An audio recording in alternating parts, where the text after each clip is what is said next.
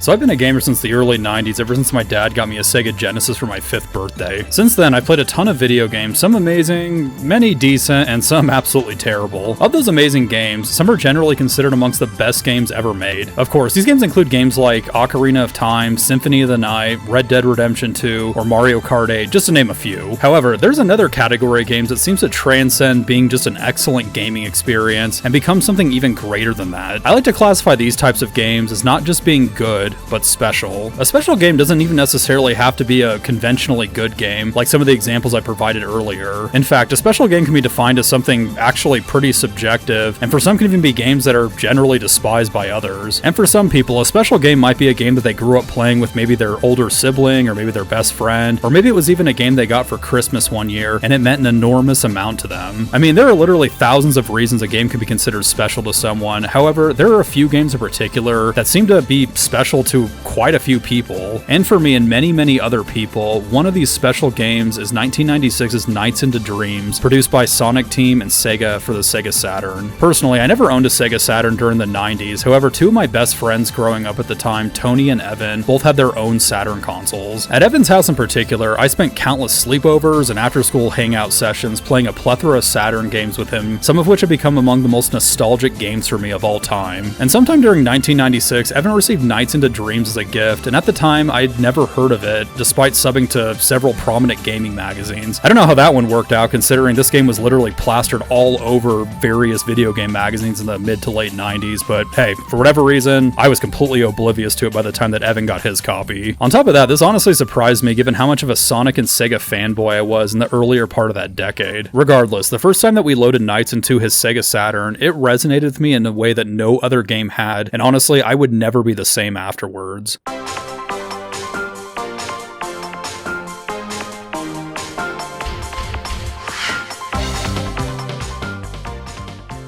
Nights into Dreams has you playing as the titular Knights character, who serves as a dream world avatar for the two main characters of Knights, Elliot and Claris. Elliot is a young boy struggling with his insecurities around not being as talented at basketball as some of the older, bigger kids, while Claris is dealing with her own insecurities about being rejected by judges during a singing audition. These fears and insecurities manifest themselves in both children's dreams as nightmares, however, they are able to overcome them once they take on the form of the Knights character within their individual, yet connected dream worlds. The end result of this is Nights into Dreams probably being one of the most imaginative, unique games ever made, especially in 1996 when it first came out. There are 7 stages in Nights which represent the main character's dreams. All these stages are themed differently and all are vibrantly colored, filled with surreal characters and landscapes, and have you flying around freely just as you would in a dream. 3 of these stages are only playable as Elliot, while the other 3 are playable only as Claris, and the 7th and final stage is one that both children share. However, once you actually enter this stage, both characters quickly assume the role of the character Knights, more or less making it irrelevant which character you picked. As the Knights character, you'll be flying through a series of loops and rings while collecting blue gems, which are used to destroy these containers called idea captures, which are located in each part of each stage. Each time you destroy the idea capture, freeing the glowing dream orb aptly named the idea, you must then return it to the start of the stage. This then unlocks the next part of the stage, which allows you to explore a different part of the stage that you haven't yet seen. These new areas within each stage can look very different from one another and can have you doing things like swimming underwater, flying through a strange temple, bobsledding yourself in an icy slide, or shooting yourself out of a cannon. I mean, you really have no idea where each part of each stage is going to take you next, and it keeps every stage interesting, fresh, and unique. The novelty of each stage is accentuated even more by the fact that you'll frequently change perspectives while exploring each part of the stage. And once you've collected all 4 of the idea orbs for each stage, you will then fight against one of several bosses, which will require a different strategy to defeat depending on who you are up against. None of these bosses overstay their welcome and provide an intuitive yet challenging level of gameplay that will make fighting them the cherry on top at the end of each of Knight's stages. Each part of each stage is also timed, meaning you aren't allowed just to dilly-dally around and fly at your leisure. No, if you run out of time, you transform back into whatever child character whose stage you selected. After running out of time and being transformed back into one of the child characters, you will then need to get back to the start of the stage, on foot mind you, before a giant floating alarm clock catches up with you and wakes your character up. If your character gets woken up, it's night over, rather than game over, I guess, and you'll have to start the stage all over again. Nights also has a scoring system which is based on a variety of factors, including but not limited to how fast you destroy the idea capture, how many and how fast you can fly through the rings in each stage, and collecting gold Sonics, additional blue orbs, and various other bonus items throughout each stage in Nights. Depending on how well you did these things, you are given a letter ranking of A, B, C, D, or F. Much like you did in school, you will want to go for A's, but getting a C average at the end of each stage will at least give you access to the final level as either Elliot or Claris. However, if even one of the respective stages is below a C ranking, you better jump back into that stage and at least get a damn C, or else you'll never be beating this game. Oh wow, that sounds just like my freshman year of high school all over again. Despite all these various parts that go into your score in Nights, the gameplay overall is rather simplistic when you take a step back and look at it all. Still, this is in no way a negative thing, and it's all executed in a way that makes each level a blast to play. In a lot of ways, flying around in each of Nights' amazing stages provides that same rush and sense of freedom that you did while running around at the speed of sound in the Sonic the Hedgehog games, which of course makes sense since this is also a Team Sonic game. Yes, Team Sonic really captured what made Sonic so much fun and definitely repackages it in Nights to make the gameplay as fun and arguably way more unique than it was in any of the classic Sonic games. As mentioned before, the visuals and graphics in Nights into Dreams were an absolute sight to behold when this game came out in 1996. I mean, I really have to give Team Sonic props for just how awesome and dreamlike each stage feels and looks. I mean, it's just freaking amazing. Each stage definitely feels like it could have been ripped out of a child's dream, and most likely all kids had dreams similar to the ones that constitute the stages in Nights. And I mean, you may have never had a dream where you transformed into a flying jester to deal with your,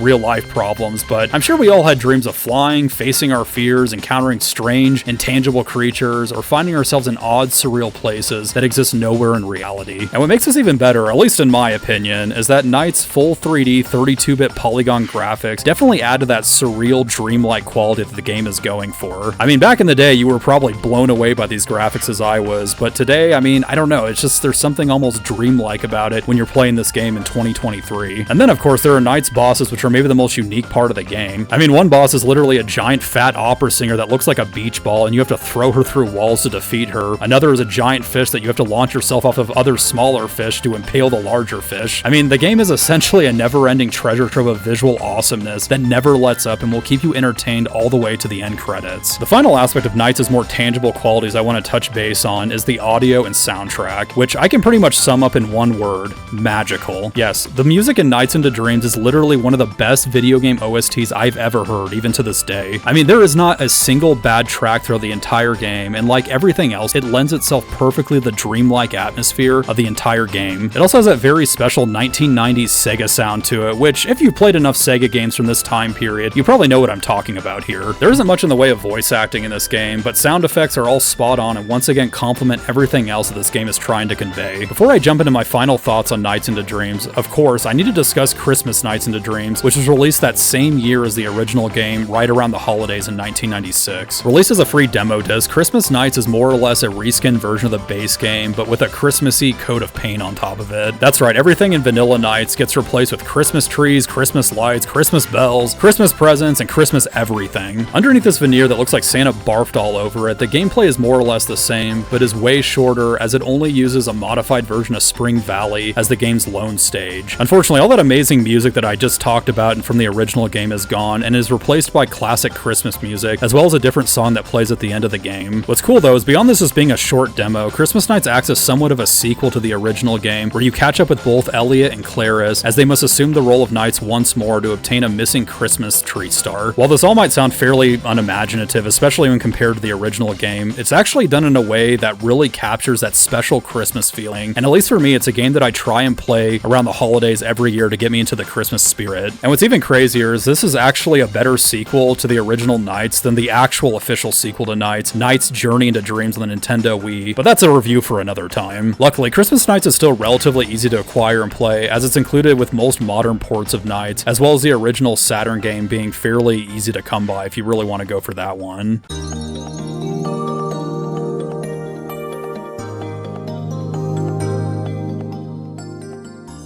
The creativity and originality of Nights has been matched by very few games ever made. This is particularly true in that the insecurities both characters are dealing with aren't just completely on-the-nose manifestations within each of their dream stages. I mean, Elliot isn't battling a bunch of basketball-playing monsters like he's in Space Jam, and Simon Cowell isn't chasing Clarice down a narrow, nightmarish hallway while shouting insults at her. No, like most people's dreams, the main character's dreams in Nights are enigmatic, obscured, and surreal, yet the dream's latent meaning still reflects something the main characters are dealing with in real life. This translates well into Nights, where you're in a colorful, surreal dream world with distorted objects and landscapes, odd creatures, and strange boss enemies, all while flying around as a court jester. And it's through beating these dream world stages and overcoming the nightmarish boss at the end of the game that Elliot and Clarice overcome their fears and insecurities in the real world. In fact, at the very end of the game, you actually even play as Elliot and Clarice as themselves and not as the Nights character in the final stage. By the end of the game, both Clarice and Elliot both feel like they can transcend and overcome their problems just as who they are in real life. This character growth and maturity translates into each character's ending, where they not only face their respective fears, but succeed in the end as a result of believing in themselves and their own talents. The net effect of all of this is a game that is incredibly relatable, as we were all kids once and all had things that we were scared of or made us feel insecure. And often, like most children, these real-world problems manifested themselves in our dreams in strange, often confusing ways. It's this innate relatability that makes Nights into Dreams really resonate with people, especially with anyone who was a kid around the time Nights came out in the mid-90s. As for me, I was dealing with a plethora of my own problems in my personal life around the time I first played Nights, and while I was unaware of it at the time, I think Nights was just the right game at the right time for me. It really reminded me that I wasn't the only one that was afraid, and that in the end, despite everything going on, I was gonna be okay. And as a kid who absolutely adored video games at the time, this message was delivered to me in one of the most impactful and effective ways it could have possibly been presented to me, which was through an amazing video game that was just as much fun to play as it was to look at and listen to. While I'm no longer a kid and Nights is unbelievably nearly 30 years old, this Sega Saturn masterpiece is still unbelievably special to me, to the point where if you told me that I was gonna die in a month, replaying Nights into Dreams one more time would be something I'd fit in my limited time on this earth. Few other games resonate with me or make me feel as comforted, genuinely happy, and amazed as Nights. On top of that, there are few games that transport me back to being a carefree 10-year-old kid again, free from all the responsibilities, hardships, and disappointments of being an adult. Nights is also one of the best showcases of one of gaming's most important, memorable, and special eras during the mid to late 90s. For all these reasons, as well as Nights' more objective merits, it will always be an important game to me, and forever occupy a very special place in my heart that I will hold on to for the rest of my life.